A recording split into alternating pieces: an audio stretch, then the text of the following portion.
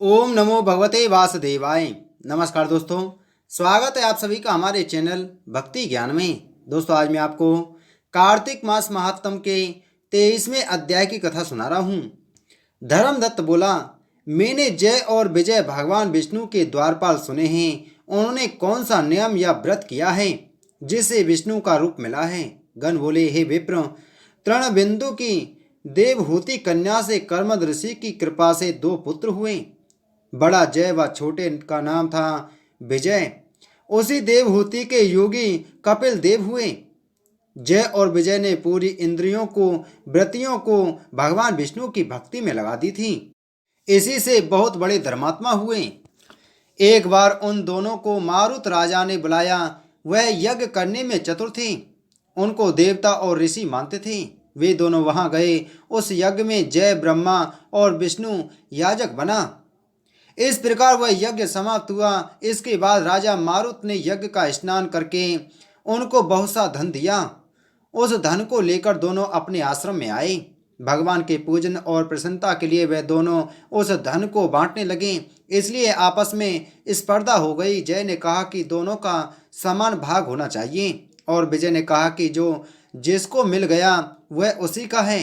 फिर जय अपने मन में दुखी हुआ और विजय को श्राप दिया कि तू प्राप्त धन को नहीं देना चाहता है, इससे ग्रह बन जा।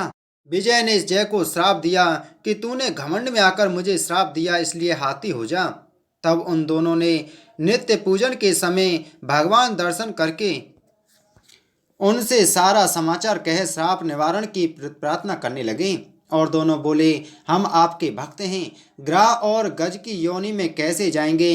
इससे हे कृपा सिंधु, इस हिसाब से हमारा उद्धार कीजिए। श्री विष्णु बोले कि मेरे भक्तों की वाणी कभी असत्य नहीं होती और मैं उसको कभी नहीं लौटा सकता। एक बार मैं प्रहलाद के लिए खम्भ से प्रकट हुआ कि अम्बरीश के कहने से मैं इस अवतारों में प्रकट हुआ। तुम दोनों अपने कहे हुए शापों को भोग करके मेरे रूप को पाओगे। यह कहकर भगवान अंतर्ध्यान हो गए। गण बोले, फिर वे दोनों गाह और गज बनकर कार्तिक पूर्णिमा के दिन गंग की में स्नान करने के लिए गए। उस समय सांप के कारण को याद करके ग्राह ने गज का पैर पकड़ लिया। ग्राह से पकड़े उस हाथी ने विष्णु का ध्यान किया। उसी समय शंख चक्र गदाधारी विष्णु प्रकट हुए। फिर भगवान ने चक्र से ग्राह को मार उन दोनों का उद्धार किया और अपना रूप देकर बैकुंठ ले गए। नारद जी बोले, इस प्रकार धर्मदत्त को समझाकर वे गण विमान में बैठ कहला समेत बैकुंठ धाम को चले गए। धर्मदत्त ने भी विश्वास युक्त हो उस व्रत को किया और मरणोपरांत दोनों स्त्रियों के साथ बैकुंठ को गया।